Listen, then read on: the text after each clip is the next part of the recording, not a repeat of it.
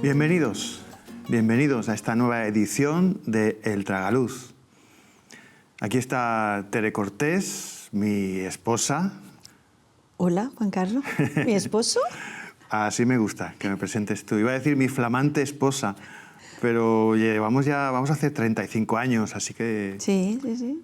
Yo te veo flamante. Sí, ¿no? Te veo como nueva. Hoy creo que no te has limpiado las gafas. Mira, ve. Sí, pero estamos muy contentos de estar aquí Sí. juntos, porque lo que nos mueve a dedicar este tiempo para hablar entre nosotros, pero sobre todo pensando en lo que podemos aportar a nuestros espectadores, es lo que dice el título de nuestro programa, El Tragaluz. Es una ventana que nos ayuda a mirar hacia arriba y a recibir luz desde arriba para los temas que tienen que ver con nuestra vida cotidiana, pero también con nuestra cultura, con nuestra historia. Y hoy traigo algo muy relacionado con eso. No sé si te has dado cuenta. Sí, la portada, el dibujito que tiene, interesante. Sí. Luego me lo explica. Bueno, es la Santa Biblia, no sé si se puede ver bien. Es la Santa Biblia, versión Reina y Valera de 2020, es la última revisión. 2020. Sí, pero en la portada tiene la figura de la que fue la primera traducción que se hizo de una Biblia completa en castellano desde los originales griegos y hebreos. Tiene un animal, ¿no? Es un animal. Un oso. Un oso. ¿Y sabes cómo se llamó esa primera Biblia? La Biblia del oso. ¡Ay! La Biblia del oso. La Biblia del oso que se publicó en 1569. Ha pasado ya un poquito, ¿no? Poquito, ¿no? Ha llovido un poco, yo creo. Pues esa es la que se conmemora, aunque ha tenido muchas revisiones para actualizar el castellano. No sé si a ti te gusta leer el castellano antiguo. No, ya te digo que no entiendo mucho. No, y cuando ves las obras de Lope de Vega o así en teatro... Sí, está bien, pero hay cosas que no... Es bonito de escuchar, pero hay cosas que no entiendo. No llego. Es verdad, porque si leyéramos la Biblia tal como se hizo en 1569, aquella primera traducción de la Biblia del oso, muchas cosas no las entenderíamos. Claro, perderíamos mucho, porque al no entender no conoce, no conoce, desconoce. ¿No? Pues imagínate si ya en castellano, de castellano actual a castellano antiguo, nos perdemos cosas... Pues, imagínate. Imagínate si no la tuviéramos en castellano, si la tuviéramos en latín. Pues yo me quedaba con aquel que se traga un zapato. Igual, con la misma... La sensación rara. La misma sensación de qué ha pasado aquí, ¿no? Sí, sí, sí. ¿Esto qué es? ¿Qué es lo que es? Pues es que durante muchos siglos ha sido así en España y en muchos países. No se entendía, ¿no? La gente no tenía acceso a la Biblia porque estaba en latín, era solo para los ministros de la Iglesia, y uno podía escuchar algo de la Biblia en la misa, pero si no sabía latín no se enteraba. No. Y muchas veces no distinguías qué parte de la misa era Biblia y qué parte era breviario o liturgia o qué. Así que ha habido mucha ignorancia. ¿Pero tú crees que hoy día está justificada esa ignorancia?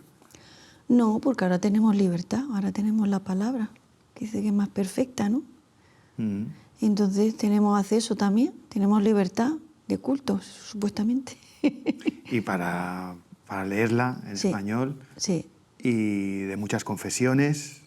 Hay Biblias protestantes, Biblias católicas, Biblias ecuménicas, que están de acuerdo ambas confesiones. No hay excusa para no leer la Biblia. La verdad que dicen que es el segundo libro más leído, si tengo entendido. Yo diría que es el primero. ¿El primero? Sí. ¿Sí? Sí. Es el primer libro en cuanto a publicaciones, ediciones y gente que lo lee, es el número 1. Luego hay otros, lo que tú dices se refiere mucho a Quijote. O a las obras de Shakespeare en inglés. Sí. Pero una cosa es tener Biblia, que se vendan Biblias y que es el libro que más se ha impreso y más se ha publicado. Y otra cosa es que se conozca. ¿Tú crees que se conoce bastante? No, yo creo que no. No, porque de hecho yo conozco a gente que la tienen en sus casas y he dicho, uy, qué Biblia, qué chula, no sé, las portadas las tenía preciosas, nuevas, flamantes, con polvo. Dice, no, si no la he leído nunca. La tienen de adorno. Pues es una lástima. Y yo creo que el programa de hoy nos va a servir también para valorar eso, para valorar el tesoro tan grande que tenemos, la fortuna tan grande que tenemos de poder abrir una Biblia en nuestro idioma y leerla y entenderla. Bueno, y hoy no solo leerla, también la tienes en audio. Sí, se puede escuchar, sí, sí. En vídeos incluso. Sí, Nosotros lo usamos, ¿verdad? Cuando... sí, sí, en reuniones nuestras lo usamos. Un cacharrito que nos regalaron. Incluso se puede hacer el vídeo, tenemos también como vídeo, audio Sí. y vídeo. Y la verdad es que sí, Va muy bien. está muy bien, sí, sí. No hay excusa para no conocer. Sí, porque a veces dicen a la gente, ay, es que soy muy mayor y no puedo leer por la vista. Pero bueno, si la escuchas y te pones las gafas y puedes ver también, pues oye. Pues como te digo, esta es de 1569, pero se sabe que ya había textos en las lenguas romances, en castellano. Hablamos de las lenguas romances para hablar de eso, del castellano antiguo, muy antiguo, cuando estaba formando todavía. Estaba el castellano, el catalán y valenciano, el asturiano, el leonés. O sea, en España había muchas lenguas romances, que eran las que venían del latín Sí. y la gente hablaba. Pero la Biblia no estaba en sus idiomas. ¿Y por qué? Curioso. Por una parte, porque esos idiomas todavía se estaban formando en aquella época y no había no la Biblia, sino casi nada en su idioma. Y por otro lado, porque la Biblia era solo para los ministros de la Iglesia. Parece que era un peligro que la gente pudiera leer y conocer la Biblia. Interpretarla también, dicen que no podían interpretarla ellas, ¿no? Sí, es un peligro de que la gente empiece a pensar por sí misma. Ahí está. ¿Tú crees que ese peligro existe hoy día? Sí, yo creo que sí. Sí, sí. ¿En qué sentido es un peligro? Un peligro porque a lo mejor si tú lees y te das cuenta de cosas que ahí dice que ellos están equivocados, ya tienes que pensar tú. Entonces, si estás buscando la verdad, ahí te lo va a reflejar. Entonces ellos están diciendo una cosa que no es y la palabra sí es. Entonces, claro. Entonces es un peligro, pero es un peligro para los que mandan, Ahí está. para los que tienen el poder. Que tienen el chiringuito montado, se suele decir. Sí, una expresión muy española. Sí, se lo desarma el chiringuito, se lo desmonta. Sí. Entonces, claro, no les interesa. Sí, así es. Pero fíjate, aún así, ya en el siglo X se sabe que había algunos trocitos de la Biblia traducidos, pero de los que no ha quedado ninguno. Se sabe que en el siglo XIII, por ejemplo, en la Corona de Aragón, uno de los reinos antes de que existiera España como la conocemos hoy, el rey Jaime I también tenía un edicto para prohibir que la gente leyera traducciones en las lenguas romances, que en su reino yo creo que sería el catalán, valenciano y el aragonés que se hablaba. Porque estaban surgiendo en aquella época grupos que estaban empezando a leer y a buscar un evangelio más de acuerdo con lo que realmente era la enseñanza de Jesús. Y eso era un peligro para los poderes de aquel tiempo. El pensar por ti mismo, ¿no? Quizás. Porque antes cuando te lo decían ya todo, tú ibas a la iglesia y te decían el sermón, ya está, ya no pensaban más, te decían y tú sabías lo que ellos te decían, pero tú por ti mismo no podías entender. Claro, y cuando el poder político del rey está ligado con el poder religioso, es mucho más peligroso que la gente conozca el Evangelio y aprenda a pensar y demás. Y por eso la Biblia era un peligro para los poderosos. En el siglo XIII tenemos algunas Biblias también en España, por mandato del rey Alfonso, que era un rey muy sabio, pero eso no llegaba al pueblo. En el siglo XV tenemos algún Nuevo Testamento, algún Antiguo Testamento, de un rabino llamado Rabino Salomón. Luego teníamos la Biblia de Ferrara, que unos judíos habían traducido al castellano, aunque estaba en Italia. Así que el pueblo hebreo se preocupaba más de traducir también, aunque para ellos también su lengua sagrada no era el latín, sino el hebreo, pero también se preocupaban de traducir. Lo que pasa es que no se les permitía. En parte, ya por ser judíos, estaban un poquito perseguidos en España Y si además traducían alguna parte de la Biblia, pues imagínate. Pues sí. Peor A por todavía. ellos, ¿no? A por ellos. Sí. A la hoguera. Otro motivo más para ir contra los judíos aquí. Pues sí. Pero eso sirvió, fíjate, para que más personas se animaran y para que se buscaran los manuscritos, los mejores manuscritos. Tú imagínate leyendo la Biblia, ya decimos latín, pues imagínate leyéndola en hebreo o en griego. Madre mía. ¿No te imaginas? No, no me lo imagino porque no lo entendería. Pero alguien tenía que hacerlo. Claro. Hubo expertos que se dedicaron a buscar los mejores manuscritos en hebreo y en griego, del Antiguo, del Nuevo Testamento. Uno de ellos fue Erasmo de Rotterdam, que... Yo creo que hay que dar gracias al Señor, ¿no? Por estas personas que se interesaron, se preocuparon por traducir o por hacer entender, ¿no? En nuestra lengua poder leerla, ¿no? Leer la palabra, ¿no? De poder entenderla y de poder conocer y de poder pensar por nosotros mismos. Es algo bueno. Es verdad, porque cuando miramos a la historia vemos todos los obstáculos, todas las barreras que tenían que superar aquellos que querían acceder a una Biblia o aquellos que querían acercar la palabra de Dios al pueblo.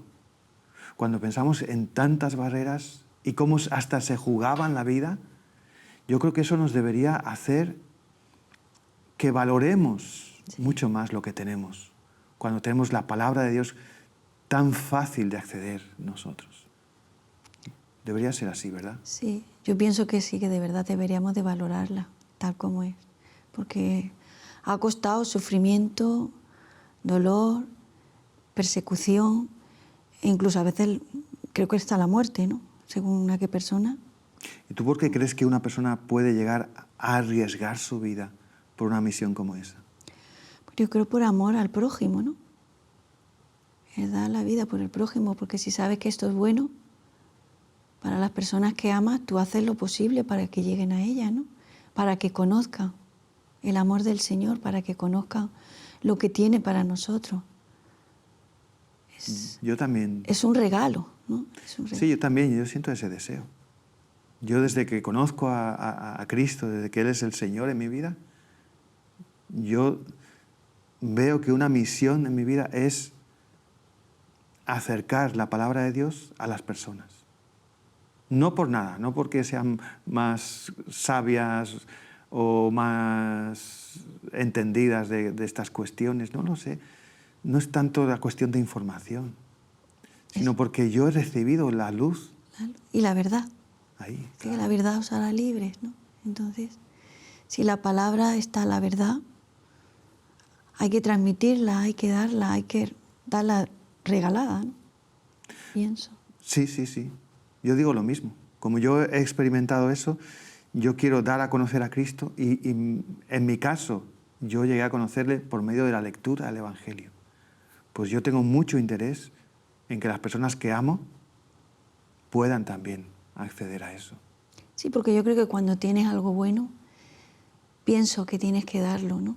A los que amas, a las personas que conoces, a la humanidad, al mundo. Decir, mira, hay alguien que te ama, hay alguien que ha muerto por ti y hay alguien que está esperándote con los brazos abiertos. Y eso es algo precioso, es algo que solo Jesús lo ha hecho posible, ¿no?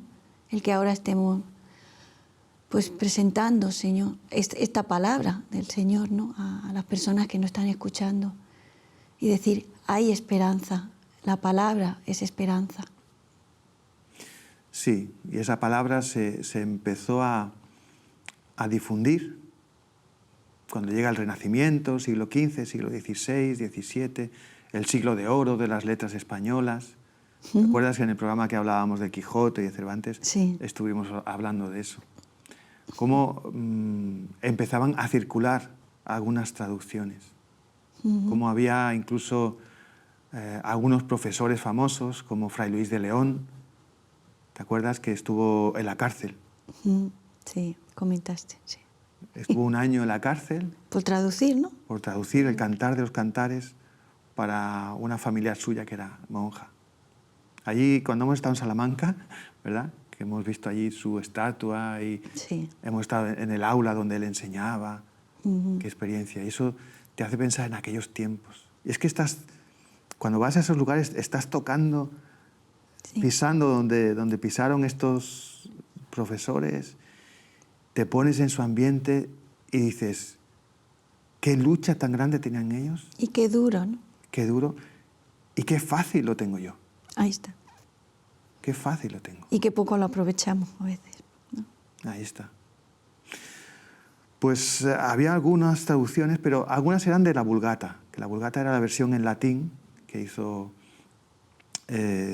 San Jerónimo, que era la versión, por así decirlo, la más típica que se usaba.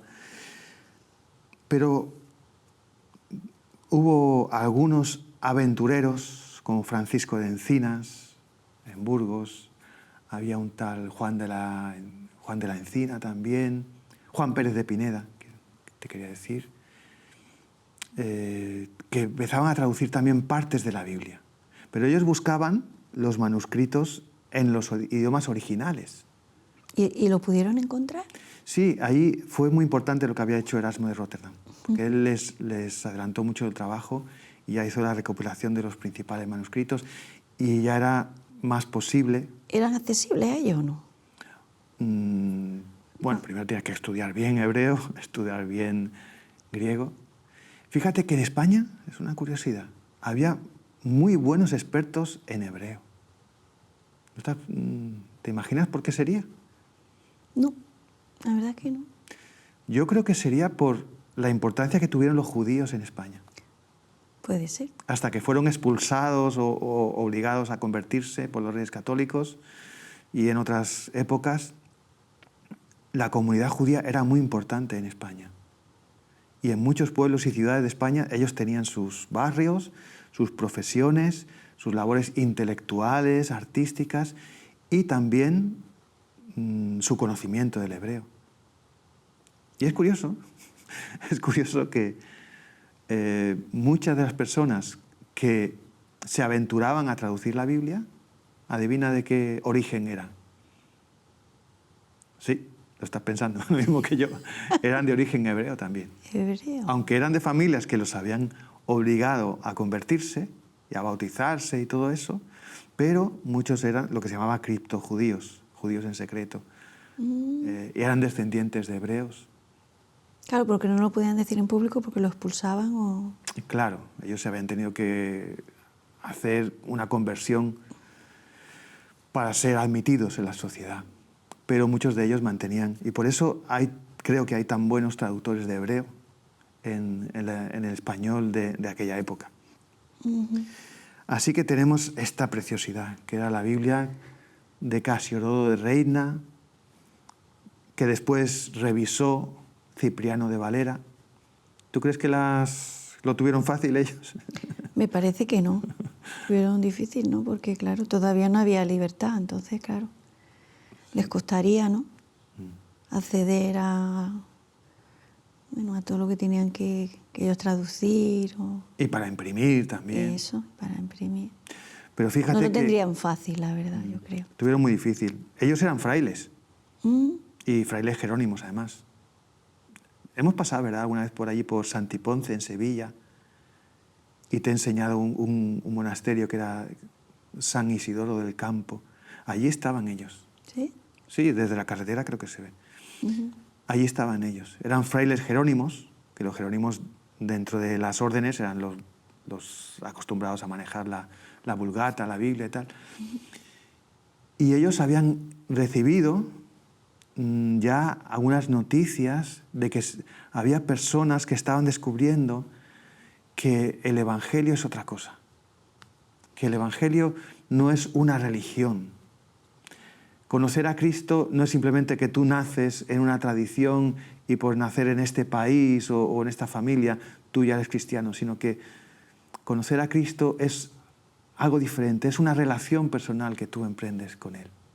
Porque Él ha hecho todo el camino hacia abajo para que tú no tengas que hacer el camino hacia arriba.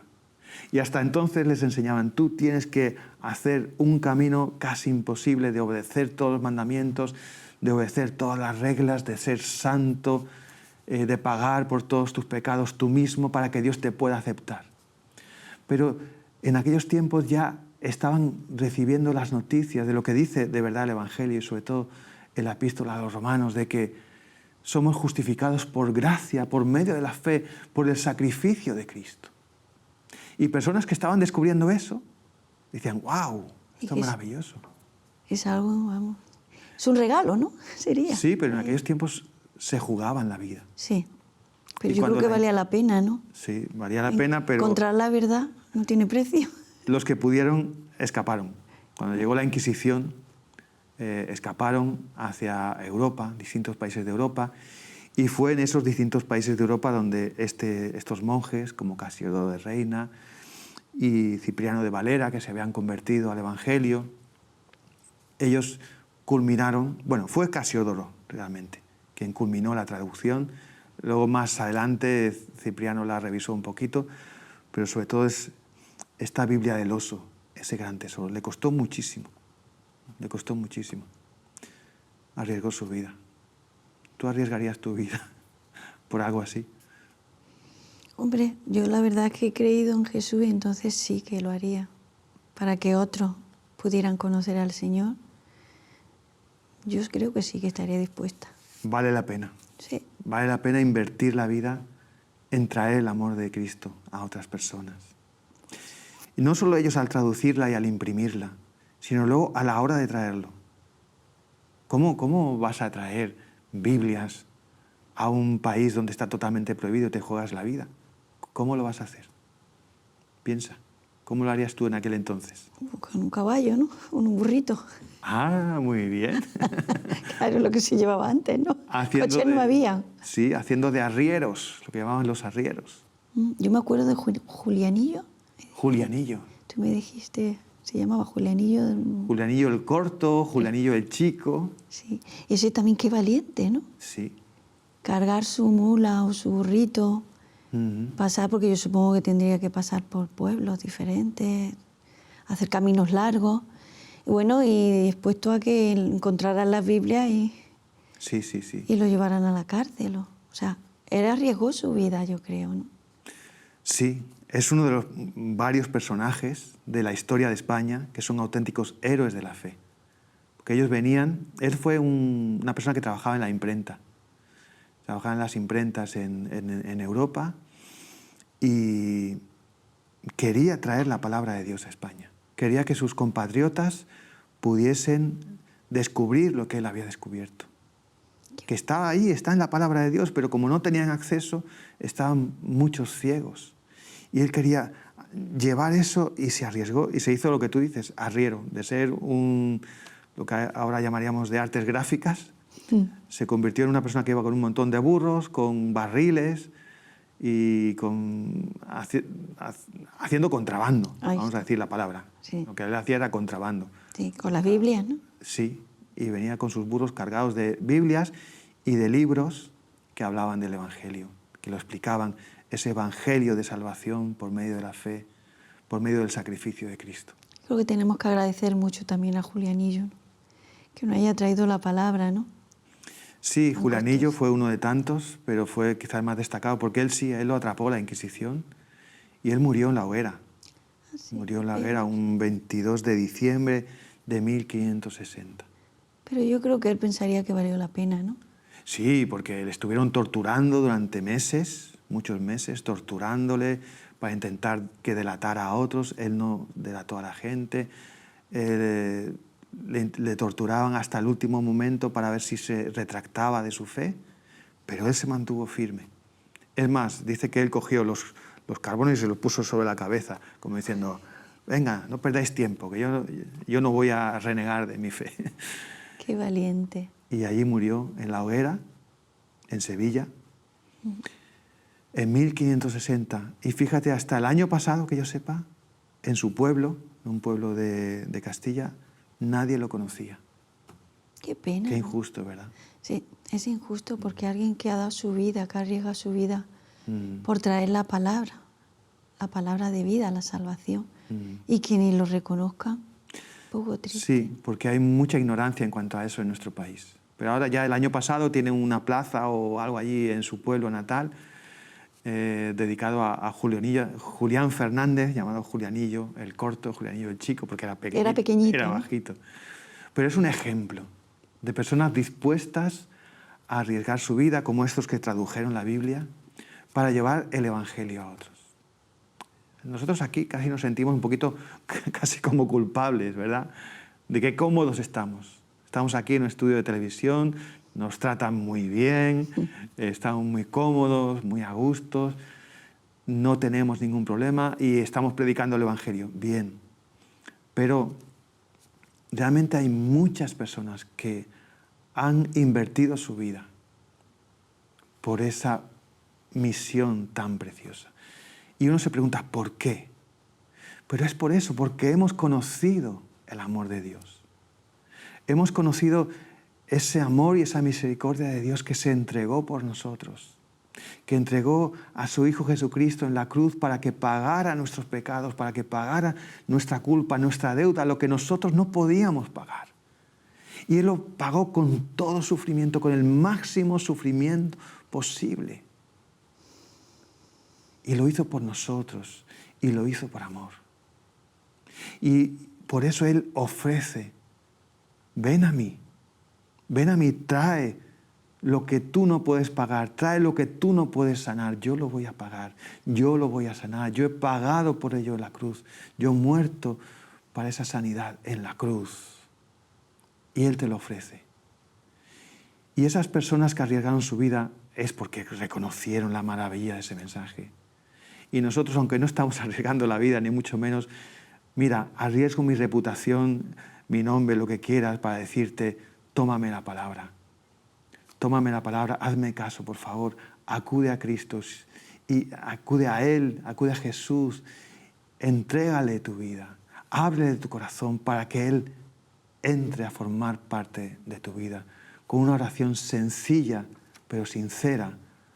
Ábrete a Él y Él va a entrar en tu vida. Él va a cumplir sus promesas. Como digo, yo no arriesgo mi vida, pero sí te doy mi palabra aquí de qué es lo que hemos experimentado, de que tú también lo puedes experimentar. Él es un Dios vivo y Él está deseando que acudas a Él.